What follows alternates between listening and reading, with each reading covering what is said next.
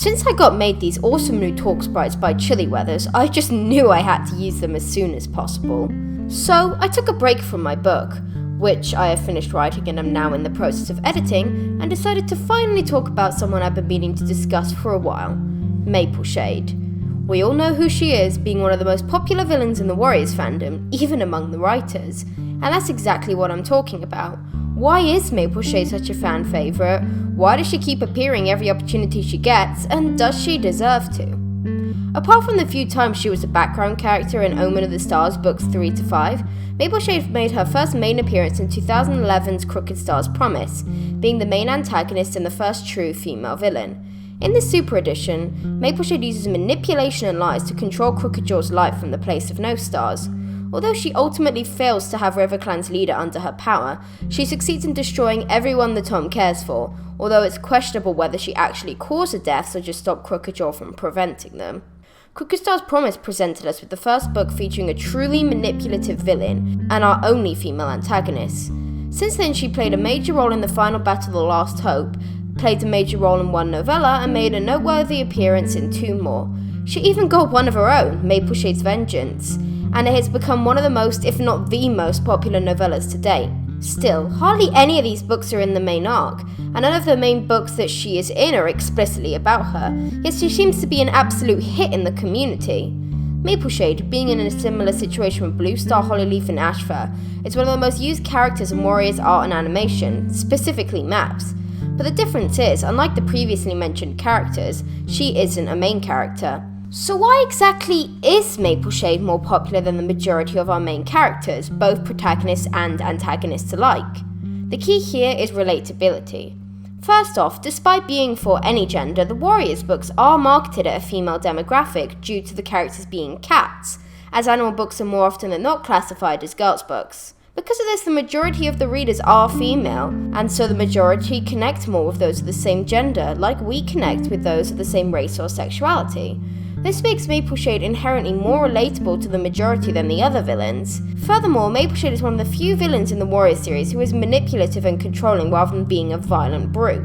Of course, there are other villains like this, such as Hawkfrost and Darktail, but none of them like to choose words over claws as much as Mapleshade, who seems to prefer others doing her work for her.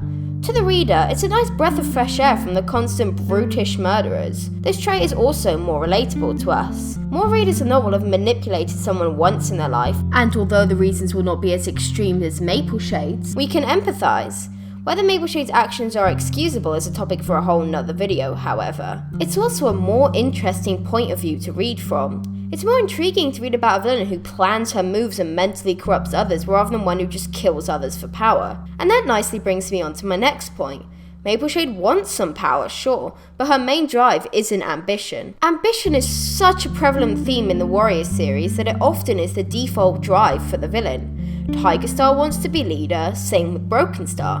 Hawkfrost wants approval by being in charge.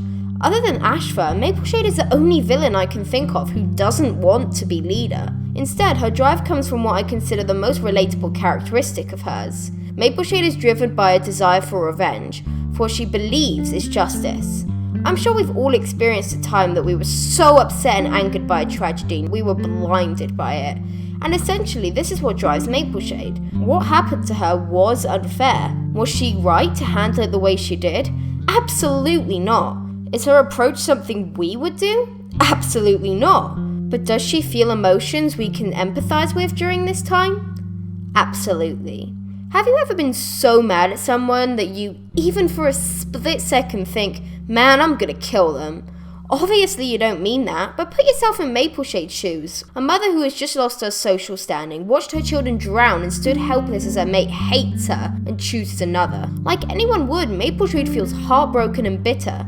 She feels like the world has been unfair to her and justice is needed. The difference between her and us, however, is that her bad mental state prevents her from dealing with these problems sensibly.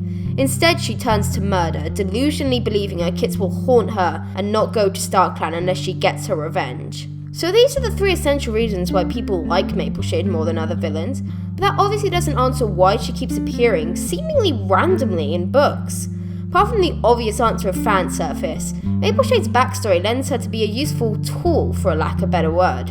her whole motivation is to make Oakstar and Appledusk's families suffer. Therefore, if the errands need an antagonist, all they have to do is make the character related to Oakstar or Appledusk, and then Mapleshade can just go after them. This can be seen in Tiger Claw's Fury, where the she-cat speaks to Tiger Claw from the Dark Forest. Her interference is seemingly random, until you trace Tiger Claw's family lineage back to Oakstar. It's similar to Goosefeather's curse, except in this book, Mapleshade has recently died and wants to ruin Oakstar's clan while he still leads it. The only appearance that is seemingly unexplained is her mentoring Thistleclaw in Spotted Leaf's heart, but that was more of an inconsistency error. This could also have been just a change the Errands would hope not many people noticed. They could have used a more developed character. Basically, the Errands are able to use Mapleshade whenever a villain is needed by making the character connected to her or her enemies. This means that the fans like her even more, which means the Errands will use her even more, and thus begins the endless cycle. So, is Mapleshade overused and overrated? Well, that's up for you to decide. No one could disagree that she's gained a massive amount of fans, but do people make her out to be grander than she is? After all, she is only a background villain. Personally, my opinion is that she's a great character and a cool villain with an awesome backstory, but some of her appearances are simply unnecessary, especially the one in Tiger Claw's shadow, as it hurts his character. So, what do you think? Leave your opinions in the comments below, and thank you for watching.